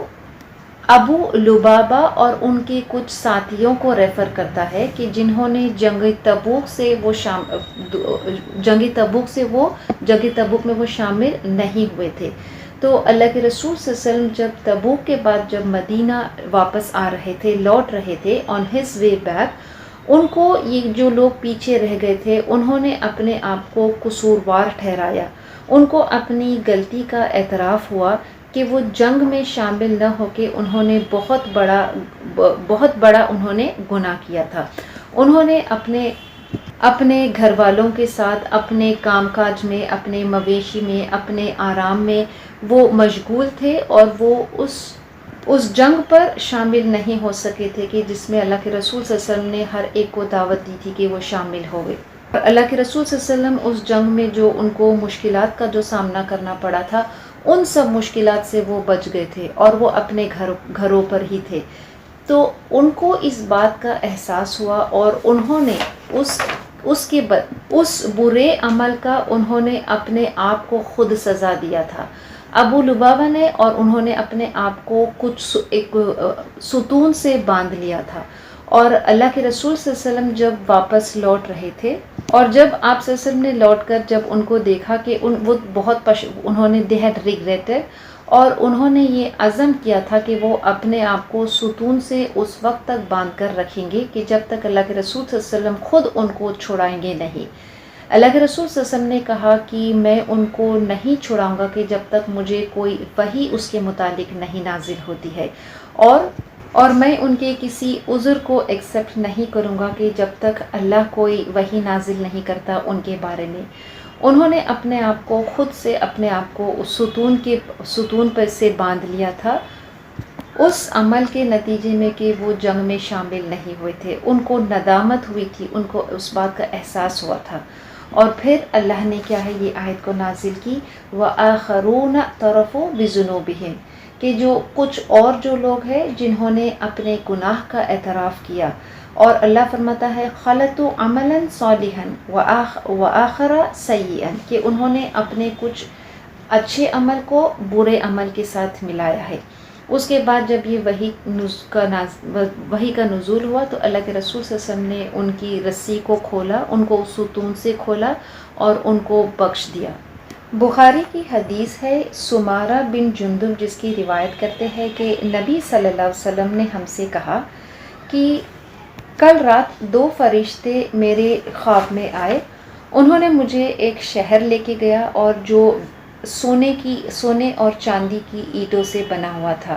ہم وہاں کچھ لوگوں کو دیکھے کہ جن کے جسم جو تھے ان کا جسم کا کچھ حصہ بہت زیادہ خوبصورت تھا، نہایت ہی خوبصورت تھا، اور ان کا جسم کا کچھ حصہ بہت ہی ناگوارا تھا، بہت ہی اگلی تھا۔ وہ دو فرشتوں نے ان لوگوں کو حکم کیا کہ وہ ایک ندی کے پاس جائے، اپنے آپ کو اس ندی میں ڈبائے اور پھر واپس آئے۔ جب انہوں نے وہ عمل کیا اور وہ جب لوٹے ہمارے پاس، تو ان کی جو اگلینس تھی، ان کی جو برائی تھی، وہ ان سے ختم ہو گئی اور وہ بہت ہی نہایت ہی خوبصورت قسم کے بن گئے۔ ان دو لوگوں نے، ان دو شخص نے کہا کہ یہ جنت ہے اور یہ تمہارا مقام ہے، اور انہوں نے کہا کہ یہ وہ دو شخص تھے کہ جن کے جسم کا کچھ حصہ خوبصورت تھا اور کچھ حصہ بدصورت تھا۔ وہ اس لیے تھا کہ انہوں نے ایک اچھے عمل کو برے عمل کے ساتھ ملایا تھا، اور اللہ نے ان کو پھر معاف کر دیا تھا اور اللہ نے ان کے جسموں کو پاک کر دیا تھا۔ تو اللہ غفور الرحیم ہے، اللہ بخشنے والا ہے۔ اللہ جب گناہ کو بخش دیتا ہے تو پھر اس کی رحمت الرحیم، اس کی رحمت سے پھر اس شخص کو وہ جنت میں داخل کرتا ہے۔ یہ وہ گروپ تھا، یہ وہ لوگ تھے کہ جنہوں نے ایک اچھے عمل کو کرنے سے کھو دیا تھا، کہ وہ جنگ میں شامل نہیں ہوئے تھے۔ ان کی کچھ کمزوری کی وجہ سے، ان کی کچھ سستی کی وجہ سے، دنیا سے اٹیچ رہنے کی وجہ سے، لیکن اللہ نے ان کو معاف کر دیا کیونکہ وہ اللہ کی طرف پلٹ آئے ہیں۔ جب منافق جو تھے وہ اللہ کے رسول صلی اللہ علیہ وسلم کو بہانے لے کر آتے تھے جنگ میں نہ شامل ہونے کے لیے، تو انیشیلی اللہ کے رسول صلی اللہ علیہ وسلم نے ان کے بہانوں کو، ایکسکیوزز کو ایکسیپٹ کیا تھا۔ اس کے بعد اللہ نے آیتیں نازل کی تھی ان کے کیریکٹرسٹکس کو ایکسپوز کر کے۔ تو یہ ایمان والوں کے لیے بھی ایک ٹیسٹ تھا کہ جب ان کے پاس بھی وہ موقع تھا کہ وہ بھی اللہ کے رسول صلی اللہ علیہ وسلم کے پاس آسانی سے کوئی بہانہ لے کر آ سکتے تھے، آسانی سے جھوٹ بتا سکتے تھے کہ وہ جنگ میں شامل کیوں نہیں ہوئے تھے، لیکن انہوں نے ایسا نہیں کیا۔ انہوں نے کوئی جھوٹے بہانے نہیں بنائے۔ اگر وہ بہانے بناتے تو اللہ کے رسول صلی اللہ علیہ وسلم اس کو ایکسیپٹ کر لیتے تھے، جس طرح سے منافق کے ایکسکیوزز کو ایکسیپٹ کیا تھا، لیکن انہوں نے جھوٹ نہیں کیا، کیونکہ ایک one of the conditions for sins to be forgiven, اگر ہم چاہتے ہیں کہ ہم جو گناہ کرتے ہیں whether it is out of لیزینس، چاہے وہ اور ہیڈلیسنس، یہ ہمارے لیے ضروری ہے کہ ہم پہلے اپنے گناہ کا اعتراف کریں، اس گناہ سے ندامت کریں۔ انہوں نے اس کی عملی شکل کیسی کری تھی، اپنے ندامت کو کیسا اظہار کیا تھا، اپنے آپ کو انہوں نے ستون سے باندھ لیا تھا، انہیں اپنے جرم کا they felt the guilt of not going for the war، یہ جنگ پر نہ جانا ان کے بہت بڑا جرم تھا، بہت سنگین جرم تھا، تو انہوں نے ندامت کی تھی اور اپنے آپ کو اس جرم کے لیے انہوں نے کیا کیا تھا، اس کی خود سزا دی تھی۔ لیکن ہمارے لیے یہ نہیں ہے کہ ہم کوئی گناہ کرے اور اپنے آپ کو اس گناہ کے لیے سزا دے۔ جب گناہ کرتے ہیں تو اللہ سے یہ صرف ہمیں بتانے کے لیے ہے کہ ان کو اپنا اس عمل کے بعد ان کو کتنا زیادہ پچھتا رہے تھے کہ انہوں نے اپنے آپ کو ستون سے باندھ لیا تھا، کس قسم کی ان کو ندامت ہو رہی تھی۔ ہمارے لیے ضروری ہے کہ جب کوئی گناہ کرتا ہے تو پھر اس گناہ پہ اس کو ندامت ہو، اس گناہ کا اعتراف کرے، اور پھر یہ ضروری ہے کہ جو گناہ وہ کر رہا ہے اس گناہ سے باز آ جائے، اور اسٹرانگ انٹینشن کہ پھر اس گناہ کو وہ کبھی نہیں کرے گا، اس چیز کو وہ کیا ہے ترک کر دے گا۔ جب ہم اس آیت کو پڑھتے ہیں تو وی کین آئیڈینٹیفائی ourselves کہ ہم میں سے بہت سے ہے کہ ہم اپنے اچھے عمل کو برے عمل کے ساتھ ملاتے ہیں۔ ہم نماز بھی پڑھتے ہیں، ہم زکوٰۃ بھی دیتے ہیں، ہم حج کرتے ہیں، لیکن ہم اس کے ساتھ برائی بھی کرتے ہیں، ہم غیبت بھی کرتے ہیں، ہم بدگمانی بھی کرتے ہیں۔ تو جب ہمیں اس بات کا احساس ہو، جب ہمیں شعور ہو کہ ہم سے گناہ ہو گیا ہے، تو سب سے پہلے اللہ سے توبہ کرے، اپنے گناہ کا اعتراف کرے، اور ہر وہ موقع کی تلاش کرے نیکی کے کام کرنے کے لیے۔ اللہ سے دعا کرے کہ اللہ ہمارے عمل کو ایکسیپٹ کرے، ہمارے ڈیڈز کو ایکسیپٹ کرے، کیونکہ سب سے اہم چیز ہے the acceptance of good deeds by Allah, کیونکہ ہم نہیں جانتے کہ ہمارے عمل کا سٹیٹس، ہمارے عمل کا مقام کیا ہے، اور ہمارے عمل کا مقام ہمیں کب معلوم پڑے گا، ہمیں کب پتہ چلے گا کہ ہمارا عمل جو ہم نے کیا ہے وہ اللہ نے اس کو ایکسیپٹ کیا ہے، قبول کیا ہے یا نہیں؟ اس وقت جب ہمیں موت آئے گی، جب فرشتے ہماری روح کو قبض کریں گے اور ہمیں یہ خوشخبری دیں گے اور ہمیں یہ اعلان کریں گے کہ اب ہم اللہ کی رحمت میں داخل ہوں گے۔ تو یہ سارے آیتیں it's a call for us to repent before it's too late. تو اس گروپ کے بارے میں جنہوں نے اچھے عمل کو برے عمل کے ساتھ ملایا تھا، اللہ فرماتا ہے عسى اللہ، مطلب کہ اللہ یقیناً ان کو بخش دے گا، یتوب علیہم، اللہ یقیناً ان کو معاف کر دے گا، ان اللہ غفور الرحیم۔ انہی کے بارے میں آگے اللہ فرماتا ہے خذ من اموالہم صدقۃ تطہرھم وتزکیہم بہا وصلی علیہم ان صلاتک سکن لہم واللہ سمیع علیم۔ خذ لے آپ صلی اللہ علیہ وسلم لے، من اموالہم ان کے مال سے، صدقۃ زکوٰۃ لے، تطہرو تم پاک کر دو، ہم انہیں، وتزکیہم اور صاف کرو، بہا اس سے، وصلی علیہم اور دعا کرو ان پر، ان الصلاۃ بے شک آپ صلی اللہ علیہ وسلم کی دعا، سکن لکم سکون ہے ان کے لیے، واللہ سمیع علیم اور اللہ سننے والا اور جاننے والا ہے۔ تو ان لوگوں کے بارے میں کہ اللہ فرماتا ہے کہ یہ وہ لوگ ہیں کہ جن کو شعور ہوا تھا، اور کیا چیز تھا کہ جس کی وجہ سے اللہ نے ان کی طرف اللہ نے ان کی توبہ کو ایکسیپٹ کیا تھا، کہ ان کو ندامت ہوئی تھی، they regretted and repented for what they had done۔ تو اللہ ان کو ری ایشور کرتا ہے کہ اللہ ان کی توبہ ایکسیپٹ کرتا ہے اور اللہ ان کو معاف کرتا ہے۔ جب انہوں نے اپنے آپ کو ستون سے باندھا تھا تو اور کہا تھا کہ ہم اس وقت تک یہاں سے نہیں ہٹیں گے جب تک اللہ کے رسول صلی اللہ علیہ وسلم ہمیں نہیں چھڑائیں گے، تو اللہ کے رسول صلی اللہ علیہ وسلم اس وقت ان کو اللہ کے حکم کا انتظار کر رہے تھے، کیونکہ اللہ کے رسول صلی اللہ علیہ وسلم اب اس معاشرے کی تعمیر کر رہے تھے کہ ایک ایسے سسٹم، ایک معاشرے کی ایسی تعمیر کر رہے تھے کہ جس میں آپ یہ بتانا چاہتے تھے کہ اس معاشرے میں جو ہر نظام جو ہے جس چیز پہ بیسڈ ہے کہ وہ اللہ کے حکم کے بغیر کوئی کام نہیں کرتے تھے، اور یہ وہ لوگ تھے، یہ وہ کمیونٹی تھی، یہ وہ معاشرہ تھے کہ جنہوں نے اپنے عمل سے ایک مثالی معاشرے کو قائم کر کے بتایا۔ حضرت ابن عباس رضی اللہ عنہ روایت کرتے ہیں کہ نبی صلی اللہ علیہ وسلم نے کہا کہ جب اللہ کے رسول صلی اللہ علیہ وسلم نے ان کو اس آیت کے نزول کے بعد جب ان کو اس ستون سے چھڑایا تھا، تو ابو لبابہ اور ان کے ساتھی اللہ کے رسول صلی اللہ علیہ وسلم کے پاس کچھ صدقات کچھ لے کر آئے تھے، اور انہوں نے کہا کہ ہمارے اس مال کو، اس پیسے کو قبول کرے، ہم اس کو صدقہ دے رہے ہیں اس جرم کے بدلے جو ہم نے کیا تھا، اور آپ ہمارے لیے دعا کریں۔ تو جب انہوں نے درخواست کی کہ اللہ کے رسول صلی اللہ علیہ وسلم ان کے لیے دعا کرے، ان کی مغفرت کی دعا کرے، تو اللہ کے رسول صلی اللہ علیہ وسلم نے کہا کہ میں تمہارا یہ صدقہ، میں یہ تمہارا مال اس وقت تک نہیں لوں گا جب تک مجھے اللہ کی طرف سے کوئی حکم، کوئی انسٹرکشن نہیں آتا ہے۔ تو اللہ نے پھر یہ آیت کو نازل کیا، خذ من اموالہم، کہ آپ صلی اللہ علیہ وسلم آپ لے ان کے مال کو، صدقتاً جو صدقہ جو زکوٰۃ وہ دے رہے ہیں، تطہرھم تزکیہم، ان کو ایکسیپٹ کرے، ان کے صدقات کو انہیں پاک کرے، صاف کرے، وتزکیہم اور ان کو پاک کرے،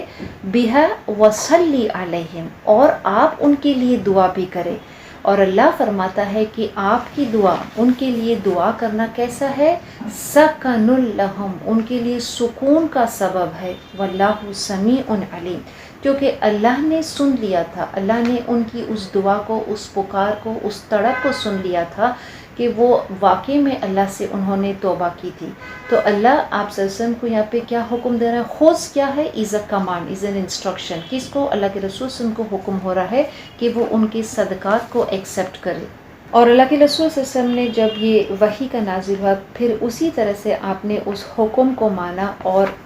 ان کے صدقات کو بھی ایکسیپٹ کیا اور ان کے لیے دعا بھی کیا۔ تو ہم دیکھتے ہیں کہ اللہ نے کس طرح سے ان کو فیور کیا، ان کو پسند کیا، اور ان کی جو معافی تھی اس کو قبول کیا کیونکہ وہ اپنے توبہ میں سچے تھے۔ اللہ کے رسول صلی اللہ علیہ وسلم کو حکم ہوا تھا کہ وہ ان کے صدقات کو، ان کی چیریٹی کو ایکسیپٹ کرے، ان کے لیے دعا کرے، اور ان سے صدقات کو لینے کا مطلب یہ تھا کہ اب وہ دوبارہ سے اس مسلم معاشرے میں کیا ہے وہ شامل ہے، اب وہ ان کے جو ڈیوٹیز ہے، جو رسپانسبلٹیز ہے، اس میں وہ حصہ لے سکتے ہیں، اور یہ ان کو اس معاشرے سے کوئی بے دخل نہیں کیا گیا تھا۔ اور اللہ کے رسول صلی اللہ علیہ وسلم کی دعا تو ان کے لیے بہت بڑا تسلی تھا۔ اللہ نے جب حکم کیا کہ ان کے صدقات کو ایکسیپٹ کرو اور ان کو صاف اور ان کو پاک کرو، ان کو صاف کرو، تو یہ آیت نزول تو اس وقت ہوا تھا ان لوگوں کے لیے، ان صحابہ کے لیے کہ جنہوں نے جنگ میں شامل نہیں ہوئے تھے، اپنے جرم کا اعتراف کیا تھا اور اللہ نے ان کو معاف کیا تھا۔ لیکن یہ آیت it refers to special people لیکن it has a general meaning، تو یہ ہر اس شخص کے لیے ہے کہ جو پاک ہونا چاہتا ہے، جو صاف ہونا چاہتا ہے، اس کے لیے ضروری ہے کہ پھر وہ زکوٰۃ دے، کیونکہ زکوٰۃ جو ہے اٹ پیوریفائز، وہ ہمیں کیا کرتا ہے، صاف کرتا ہے اور پاک کرتا ہے۔ صدقہ اور صادق، یہ دونوں بھی لفظ جو ہے اس کا روٹ ایک ہی ہے، صدق which means truth۔ یہ ہمیں بتاتا ہے کہ یہ ہمیں دکھاتا ہے کہ جو صدقہ کرتا ہے، جو چیریٹی دیتا ہے، وہ واقعی میں اپنے ایمان کے دعوے میں سچا ہے۔ It's a sign of true faith. جو شخص چیریٹی دیتا ہے، صدقہ دیتا ہے، یہ اپنے ایمان کا وہ عملی ثبوت دیتا ہے۔ ہم اس آیت سے یہ بھی سیکھتے ہیں کہ اللہ نے آپ صلی اللہ علیہ وسلم کو حکم کیا کہ وہ ان کے لیے دعا کرے، اور یقیناً اللہ کے رسول صلی اللہ علیہ وسلم کی دعا کیا ہے، ان کے لیے ہر قسم کی حفاظت سے، ان کے لیے اجر ہے، ان کے لیے خیر ہے، ان کے لیے بھلائی ہے، خوشی ہے، برکت ہے۔ ان الصلاۃ سکن لکم، آپ صلی اللہ علیہ وسلم آپ کی دعا ان کے لیے کیا ہے، سکون کا سبب ہے، سکون کا باعث ہے۔ جب دل ہمارا بہت بے چین رہتا ہے، جب دل میں بہت ہلچل رہتی ہے، تو پھر وہ سکون میں نہیں رہتا ہے۔ اور دل میں سکون، اطمینان کب نہیں رہتا ہے، جب کوئی شخص اللہ کی نافرمانی کرتا ہے، جب وہ گناہ کرتا ہے، تو پھر وہ ہر وقت پریشانی، غم، مشکل، تکلیف میں رہتا ہے۔ لیکن جب وہ اللہ سے رجوع کرتا ہے، توبہ کرتا ہے، تو پھر اللہ اس کے دل کو سکون عطا کرتا ہے۔ تو جب بھی ہم سے کوئی گناہ ہوتا ہے تو پھر کوشش کرے کہ ہم اس گناہ کی عملی ثبوت دے کے ہم صدقہ خیرات کریں، ہم زکوٰۃ دیں۔ واقعی میں یہ ہمارے دل کو اطمینان اور سکون پہنچاتا ہے۔ اور اللہ کے رسول صلی اللہ علیہ وسلم ہمارے لیے دعا کیسے کریں گے کہ جب ہم صلوات پیش کرتے ہیں اللہ کے رسول صلی اللہ علیہ وسلم کو، تو پھر وہ ہمارے سلام کا جواب دیتے ہیں۔ صحیح مسلم کی حدیث ہے، عبداللہ ابن ابی اوفا کہتے ہیں کہ نبی صلی اللہ علیہ وسلم کے پاس جب بھی کوئی صدقہ لے کر آتا تھا تو وہ اس شخص کے لیے دعا کرتے تھے کہ جو صدقہ لے کر آتا تھا، جو صدقہ کرتا تھا۔ اللہ سے دعا ہے کہ وہ ہمیں بولنے سے زیادہ عمل کرنے والا بنا ہے۔ اللہ فرماتا ہے واللہ سمیع علیم، اللہ تو سننے والا ہے ہماری ہر دعا کا، اور وہ جاننے والا ہے کہ کون اس دعا کو ڈیزرو کرتا ہے، وہ لوگوں کے دلوں کے حال کو جانتا ہے، اور وہ فائنل ججمنٹ، وہ فیصلہ کرتا ہے، وہ بتاتا ہے کہ کس کی دعا کو ایکسیپٹ کی جائے، کس کے صدقات کو ایکسیپٹ کی جائے، کس کے مال کو ایکسیپٹ نہیں کی جائے۔ کچھ آیتوں پہلے ہم نے پڑھا تھا کہ جو منافق ہے وہ جب اپنے صدقہ کرتے ہیں، خیرات کرتے ہیں، تو اللہ کے رسول صلی اللہ علیہ وسلم کو حکم ہوتا ہے کہ وہ اس کو ایکسیپٹ نہیں کرے، کیونکہ ان کو کنٹریبیوشن، ان کا مال دینا حقیقت میں ان کو کوئی فائدہ نہیں پہنچائے گا۔ یہاں اللہ فرماتا ہے کہ ان کے مال کو، ان کے صدقات کو ایکسیپٹ کرے اور ان کو پاک کرے، صاف کرے، اور ان کے لیے دعا بھی کرے، کیونکہ اللہ ہر شخص کی نیت کو، اس کے انٹینشن، اس کے موٹیوز کو جانتا ہے، اور اللہ حکم کرتا ہے کہ کس کے صدقات ایکسیپٹ کیے جائیں گے اور کس کے نہیں کیے جائیں گے۔ اللہ سے دعا ہے کہ ہمیں ہر وہ نیکی کے کام کرنے میں آگے بڑھائے، اور تاکہ اللہ ہمارے عمل کو ایکسیپٹ کرے۔ آگے آیت میں اللہ فرماتا ہے الم یعلموا ان اللہ هو یقبل التوبۃ عن عبادہ وَيَأْخُذُ الصَّدَقَاتِ وَأَنَّ اللَّهَ هُوَ التَّوَّابُ الرَّحِيمُ۔ علم یعلموا، کیا وہ نہیں جانتے، ان اللہ، کہ بے شک اللہ، هو یقبل التوبۃ، وہ قبول کرتا ہے توبہ کو، عن عبادہ، اپنے بندے سے، وَيَأْخُذُ اور وہ قبول کرتا ہے صدقات وَأَنَّ اللَّهَ اور بے شک اللہ هُوَ التَّوَّابُ الرَّحِيمُ توبہ کرنے والا اور نہایت مہربان ہے۔ یہاں پہ اللہ ایک سٹیٹمنٹ کو بیان کرتا ہے ایک سوال کے انداز میں، الم یعلموا کیا وہ نہیں جانتے کہ بے شک اللہ توبہ کو قبول کرنے والا ہے اپنے بندوں کی اور ان کے صدقات کو قبول کرنے والا ہے۔ سوال کے انداز میں اللہ ایک سٹیٹمنٹ کو بیان کرتا ہے کہ اللہ ہی ہے کہ جو ان کی توبہ کو قبول کرنے والا ہے، اللہ ہی ہے ان کے صدقات کو ایکسیپٹ کرنے والا ہے۔ جب اللہ کے رسول صلی اللہ علیہ وسلم نے ان کو اس ستون سے باندھنے سے اس وقت تک وہ رکے تھے جب تک کہ ان کو اللہ کی طرف سے کوئی حکم نہ آ جائے، تو اللہ کے رسول صلی اللہ علیہ وسلم محض انہیں یہ بتا رہے تھے کہ کسی بھی معاملے میں ان کا کوئی اختیار نہیں ہے، بلکہ اتھارٹی اونلی بلانگس ٹو اللہ، کہ ہر چیز جو ہے، ہر فیصلہ جو ہے، ہر حکم جو ہے وہ صرف اللہ کا ہے اور اللہ کی طرف سے ہوتا ہے۔ It all belongs to Allah alone۔ اور اللہ کے رسول صلی اللہ علیہ وسلم بھی اس میں ان کا کوئی دخل یا کوئی اتھارٹی نہیں تھی کہ وہ کسی بھی عمل کو یا کسی بھی حکم کو، ان کے صدقات اس وقت تک وہ قبول نہیں کرے تھے جب تک کہ اللہ نے آیت کو نازل نہیں کیا، ان کو اس ستون سے اس وقت تک رہا نہیں کیا جب تک کہ اللہ نے ان کو حکم دیا کہ انہوں نے اپنے گناہوں کا اعتراف کیا ہے اور ان کو اس گناہ سے اللہ نے بخش دیا ہے۔ یہ آیت کہ جس میں اللہ فرماتا ہے کہ کیا وہ نہیں جانتے کہ اللہ ہی ہے جو توبہ کو ایکسیپٹ کرنے والا ہے، ان کے صدقات کو ایکسیپٹ کرنے والا ہے، تو یہ آیت it encourages us to make the repentance. یہ آیت ہمیں توبہ کرنے اور صدقہ خیرات کرنے پہ ابھارتی ہے، کیونکہ توبہ اور صدقہ خیرات جو ہے گناہوں کو مٹاتا ہے، اور اللہ فرماتا ہے کہ وہ ان کی توبہ کو ایکسیپٹ کرتا ہے کہ جو توبہ کرتا ہے اور اس کی طرف رجوع کرتا ہے، اور ان صدقات کو، ان زکوٰۃ کو ایکسیپٹ کرتا ہے کہ جو وہ خالص اللہ کے لیے اچھی نیت سے کرتے ہیں۔ اللہ فرماتا ہے کہ وہ ان کے زکوٰۃ کو اپنے داہنے ہاتھ سے ایکسیپٹ کرتا ہے، اور جو زکوٰۃ دینے والا شخص ہے اگر وہ خالص اللہ کے لیے جب وہ صدقہ خیرات کرتا ہے تو پھر اللہ اس کے صدقات کو بڑھاتا ہے، اگرچہ وہ اللہ کی راہ میں ایک کھجور ہی کیوں نہ دے تو اللہ اس کے اجر کو کتنا بڑھاتا ہے، احد پہاڑ کے جتنا بڑھاتا ہے۔ اب حضرت ابو ہریرہ رضی اللہ عنہ روایت کرتے ہیں کہ نبی صلی اللہ علیہ وسلم نے کہا کہ اللہ جو ہے وہ صدقات کو ایکسیپٹ کرتا ہے اپنے داہنے ہاتھ سے، اور اس صدقات کو جو دینے والا ہے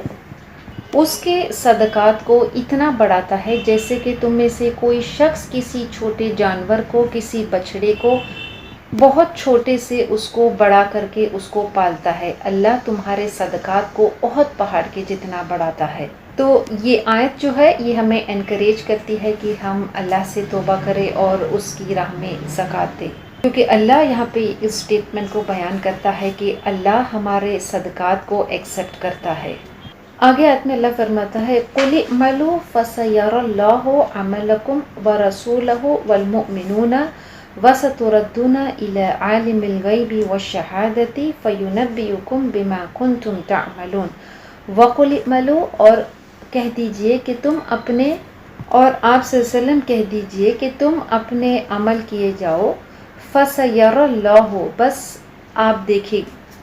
بس اب دیکھے گا اللہ عملکم تمہارے عمل، ورسولہ اور اس کا رسول، والمؤمنون اور مومن، وستردون اور جلد لوٹائے جاؤ گے، الی عالم الغیب والشہادہ اس کی طرف کہ جو جاننے والا ہے پوشیدہ اور ظاہر کا، فینبئکم بما کنتم تعلمون سو وہ تمہیں جتا دے گا جو تم کرتے تھے۔ تو اللہ اس آیت میں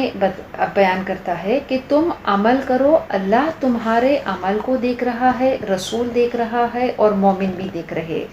اس کے پہلے جو ہم نے آیت پڑھے اس میں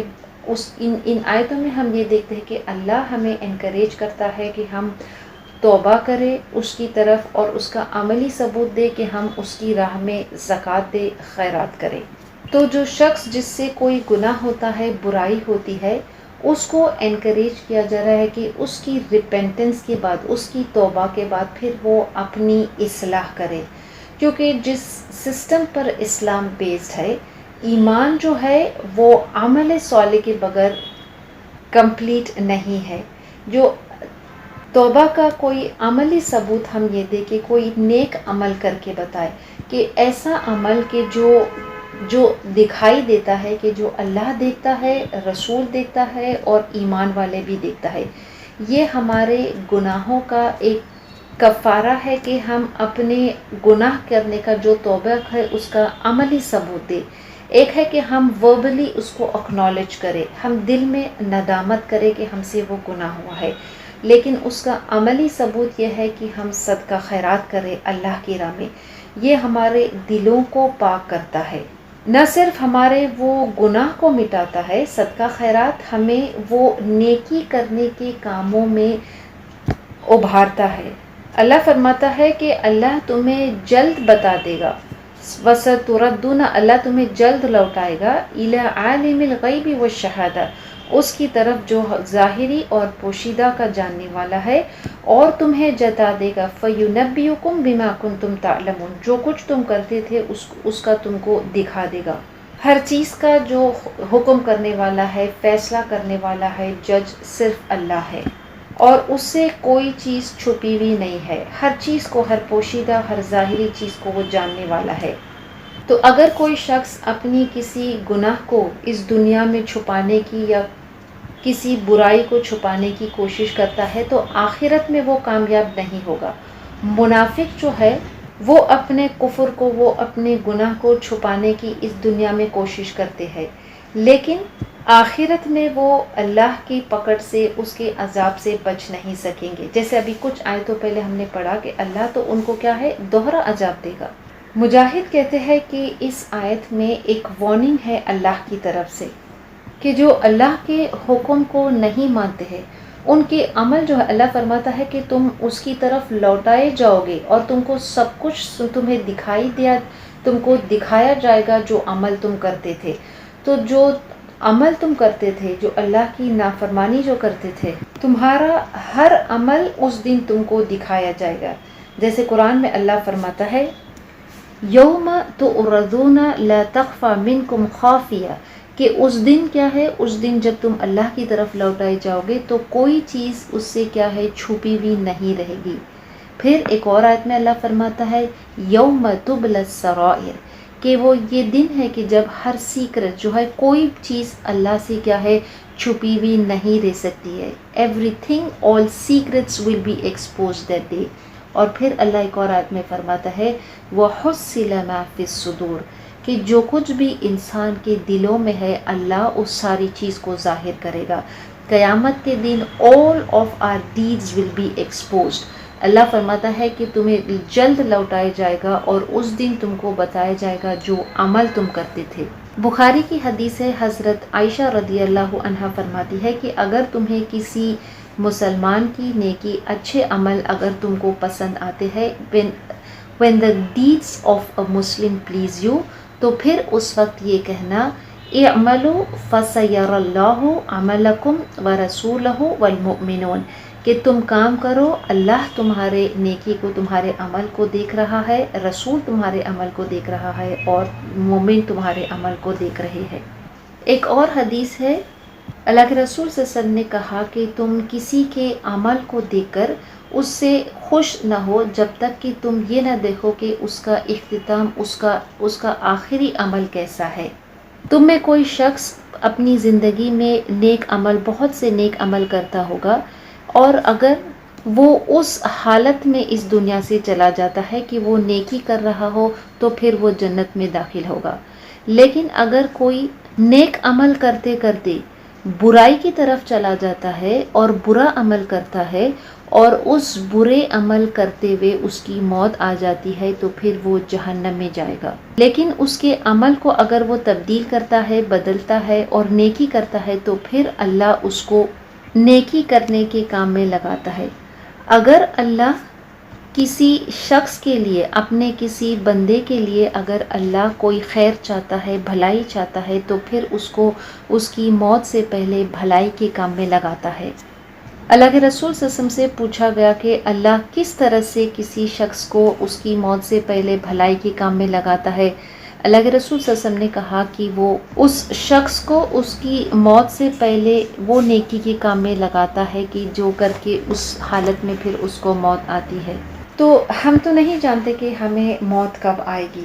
تو ہمارے لیے کتنا ضروری ہے کہ ہم ہر وقت نیکی کے کام میں اپنے آپ کو لگائیں۔ اور اگر کبھی گناہ ہوتا ہے، کیونکہ ہم تو انسان تو خطا اور گناہ کا پتلا ہے، تو جب کوئی خطا ہوتی ہے، کب کوئی گناہ ہوتا ہے، تو پھر یہ ضروری ہے کہ ہم اللہ سے فوراً توبہ کریں، اس سے رجوع کریں، اس کا عملی ثبوت دے کے ہم اس کی راہ میں صدقہ کریں اور اپنے ہر عمل کا جائزہ لیں اور یہ جان لے کہ ہمارے ہر عمل کو اللہ دیکھ رہا ہے، رسول اور مومن، اور ہم جلد لوٹائے جاؤ گے اور اللہ ہمیں ہر چیز کو بتائے گا جو عمل ہم کرتے تھے۔ ایز ہیومن بینگز ہم جو عمل کرتے ہیں، ہم اپنے عمل کا جو آؤٹ کم ہے، جو نتائج ہے، ہم اس کو نہیں جانتے ہیں۔ اللہ ہمیں خبردار کرتا ہے کہ قیامت کے دن دو ہی قسم کے لوگ موجود ہوں گے، یا تو جہنمی ہوں گے یا وہ جنتی ہوں گے۔ اگر اللہ چاہتا تو انسان کو اس کی فوراً موت کے بعد ہی اس کا انجام، اس کے کیے کی سزا اور جزا اس کو دے دیتا، لیکن اللہ ایک قیامت کے دن کو قائم کر کے اپنے جسٹس، اپنے انصاف کو لوگوں کو ظاہر کرے گا، اور یہ دکھانے کے لیے کہ جو ان کو the outcome of their actions, یا تو ان کو وہ جنت میں لے جائے گا یا ان کو جہنم میں لے جائے گا، اور جو عمل وہ کرتے تھے they will see the outcome of their actions، اور پھر وہ کسی اور کو قصوروار نہیں ٹھہرا سکتے اپنے برے عمل کے نتائج سے اس جہنم میں پہنچنے کے لیے۔ اللہ تو کسی پر بھی ظلم کرنے والا نہیں ہے، ہر انسان کو اس کے کیے کی جزا اور سزا اللہ اس کو اس دن دکھائے گا۔ آگے آیت میں جو اللہ جس گروپ کے بارے میں بتاتا ہے وہ ان کے بارے میں ہے کہ جن کے بارے میں اللہ نے ابھی تک اپنا فیصلہ نہیں سنایا ہے، ان کا فیصلہ اللہ نے روک کر رکھا ہے۔ وَآخَرُونَ مُرْجَوْنَ لِأَمْرِ اللَّهِ إِمَّا يُعَذِّبُهُمْ وَإِمَّا يَتُوبُ عَلَيْهِمْ وَاللَّهُ عَلِيمٌ حَكِيمٌ۔ وَآخَرُونَ اور کچھ اور لوگ، مُرْجَوْنَ موقوف رکھے گئے ہیں، لِأَمْرِ اللَّهِ اللہ کے حکم پر، اِمَّا يُعَذِّبُهُمْ وہ انہیں عذاب دے، وَإِمَّا يَتُوبُ یا ان کو ان کی توبہ قبول کر لے، وَاللَّهُ عَلِيمٌ حَكِيمٌ اور اللہ جاننے والا اور حکمت والا ہے۔ پہلا گروپ کون سا تھا؟ مہاجرین اور انصار اور ان کی اتباع کرنے والے۔ دوسرا وہ گروپ تھا کہ جنہوں نے اپنے اچھے عمل کو برے عمل کے ساتھ ملایا تھا اور انہوں نے اپنے گناہ کا اعتراف کیا تھا۔ دوسرا گروپ تھا وہ جو منافق تھے، جو اپنے نفاق میں بہت شدت میں تھے، مرضوا علی النفاق۔ تیسرا گروپ تھا کہ جنہوں نے اپنے اچھے عمل کو برے عمل کے ساتھ ملایا تھا، اور یہ وہ چوتھا گروپ تھا کہ جس کے بارے میں جس کا فیصلہ جو ہے اللہ نے موقوف رکھا تھا، اللہ نے روک کر رکھا تھا کہ اللہ انہیں عذاب دے یا اللہ ان کو پنش کرے، یا اللہ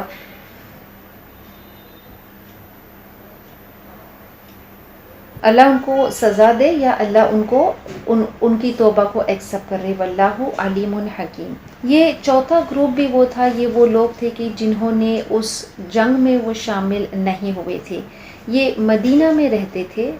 اللہ نے ان کے بارے میں جو فیصلہ ہے وہ ابھی بیان نہیں کیا تھا کہ اللہ ان کے ساتھ کیا معاملہ کرنے والا ہے۔ جو پہلے آیت میں ہم نے پڑھا کہ کچھ لوگ تھے کہ جنہوں نے اپنی سستی کی وجہ سے جنگ میں شامل نہیں ہوئے تھے، انہوں نے اپنے آپ کو ستون سے باندھ لیا تھا، کچھ اللہ کے رسول صلی اللہ علیہ وسلم کے پاس گئے تھے، معافی مانگے تھے اور اللہ نے ان کو معاف کر دیا تھا۔ لیکن کچھ ایسے بھی لوگ تھے کہ جو جنگ میں مسلمان تو تھے لیکن انہوں نے جنگ میں شامل نہیں ہوا تھا، نہ وہ اللہ کے رسول صلی اللہ علیہ وسلم کے پاس کوئی عذر لے کے یا کوئی جینیوئن ایکسکیوز لے کر آئے تھے، تو ان کا معاملہ جو ہے وہ اللہ پر تھا کہ اللہ نے ان کے بارے میں فیصلہ ابھی تک نہیں کیا تھا کہ اللہ ان کے ساتھ کیا معاملہ کرنے والا ہے۔ اور اس گروپ، ان لوگوں کے بارے میں ہم انشاءاللہ کچھ آیتوں بعد ان کی تفصیل سے پڑھیں گے کہ یہ کون لوگ تھے اور ان کا کیا معاملہ تھا، اور اللہ نے ان کے بارے میں کیا حکم کیا فیصلہ نازل کیا تھا۔ جنہوں نے اپنے آپ کو ستون سے باندھا تھا، اللہ کے رسول صلی اللہ علیہ وسلم سے معافی مانگا تھا، تو اللہ نے ان کے بارے میں بیان کیا کہ اللہ نے ان کو بخش دیا ہے۔ لیکن کچھ لوگ تھے کہ جن کی معافی کو اللہ نے ڈیلے کیا تھا، ان کی معافی کا جو اعلان اور فیصلہ اللہ نے نہیں کیا تھا۔ اللہ نے ان کے بارے میں جو فیصلہ ہے اس کو روک کر رکھا تھا، اور یہ فرماتا ہے کہ وہ چاہے ان کو سزا دے یا وہ ان کو چاہے بخش دے، کیونکہ اس بات کا ابھی تک یہ فیصلہ نہیں ہوا تھا کہ کیا وہ گنہگار ہے، کیا وہ منافق ہے۔ اور اللہ نے اپنے ججمنٹ کو ان کے بارے میں اس لیے نہیں روک کر رکھا تھا کہ اللہ ان کے معاملے میں، ان کے کیس میں کچھ ڈاؤٹ فل تھا۔ اللہ محض ہمیں اس کے ذریعے سے یہ بتاتا ہے کہ اسلام ہمیں یہ سکھاتا ہے کہ ہم کسی کے بھی بارے میں اپنے ججمنٹ کو اس وقت تک نہ بتائے، نہ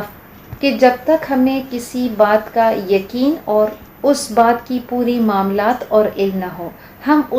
اس وقت تک کسی کے بارے میں اپنا کوئی فیصلہ نہ دیں۔ ہم کسی بات کا فیصلہ صرف ازمپشن اور انٹیوشن پر نہیں کریں، بلکہ اپنا فیصلہ جو ہے اس معاملات کو پوری طرح سے اسٹڈی کر کے اس کا علم رکھے اور پھر اپنا فیصلہ دے۔ تو اللہ تو ہر چیز کو جاننے والا ہے۔ اللہ جانتا تھا کہ یہ وہ کون لوگ تھے کہ وہ جنگ میں کس وجہ سے شامل نہیں ہوئے تھے، وہ کیوں اللہ کے رسول صلی اللہ علیہ وسلم کے پاس اپنی کوئی عذر کو لے کر نہیں آئے تھے۔ اللہ نے ان کے فیصلے کو روک کر رکھا تھا۔ انشاءاللہ ہم آگے تفصیل سے ان کے بارے میں پڑھیں گے کہ یہ وہ 3 لوگ تھے، حضرت مرارہ بن الربیع، قعب بن مالک اور ہلال بن امیہ۔ انشاءاللہ آگے تفصیل سے ہم اس واقعات کو پڑھیں گے کہ یہ 3 شخص جو تھے، یہ 3 صحابی جو تھے، ان کے بارے میں اللہ نے اپنے فیصلے کو کیوں روک کر رکھا تھا اور اللہ نے ان کے بارے میں کیا فیصلہ نازل کیا۔ تو ہم ان آیتوں میں دیکھتے ہیں کہ ہر معاملے میں فیصلہ صرف اللہ کا ہے، کہ اللہ کس کی صدقات کو ایکسیپٹ کرتا ہے۔ اللہ کے رسول صلی اللہ علیہ وسلم کو حکم دیتا ہے کہ وہ کس کے صدقات کو ایکسیپٹ کرے، کس کی معافی کو ایکسیپٹ کرے، کس کو پنش کرے، کس کو عذاب دے۔ ہر چیز، everything is based on the علم اینڈ وزڈم آف اللہ۔ ہر رولنگز جو ہے وہ اللہ کی علم سے اور اس کی حکمت سے ہے۔ ہم اس کو پوری طرح سے کمپریہینڈ یا سمجھ نہیں سکتے ہیں، لیکن the rulings of Allah is perfect, اور اس کی ہر چیز جو اللہ کی حکمت میں صرف خیر اور بھلائی ہے۔ کتنی واضح آیتیں ہیں کہ اللہ ہمیں دعوت دیتا ہے کہ ہم توبہ کریں، ہم نیکی کریں اور ہم اپنے ہر عمل پر غور کریں، کیونکہ اللہ ہمیں ایک دن بتائے گا کہ ہر وہ عمل جو ہم کرتے تھے۔ اللہ بار بار ہمیں دعوت دیتا ہے کہ ہم اس کی طرف پلٹ آئے، ہم توبہ کریں، اور وہ التواب ہے۔ مطلب اللہ توبہ صرف ایک بار نہیں بلکہ بار بار قبول کرتا ہے۔ اللہ نے ہمارے لیے آسان بنا دیا ہے کہ ہم اپنے گناہوں کی معافی کسی اور سے نہیں بلکہ اللہ سے مانگے۔ ہم اپنی توبہ کا جو عملی ثبوت ہے اس کو نیکی کے کام سے اور صدقہ خیرات سے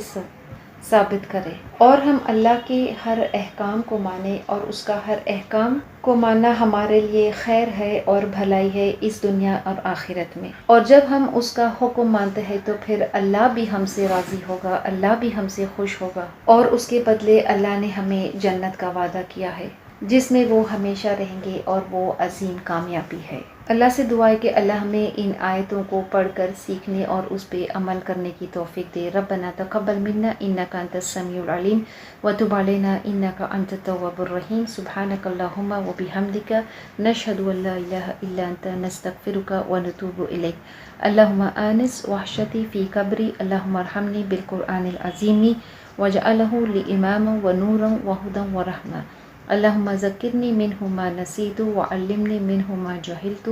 وارزقنی تلاوتہ آناء اللیل وآناء النہار واجعلنا لحجۃ یا رب العالمین۔ السلام علیکم ورحمۃ اللہ وبرکاتہ۔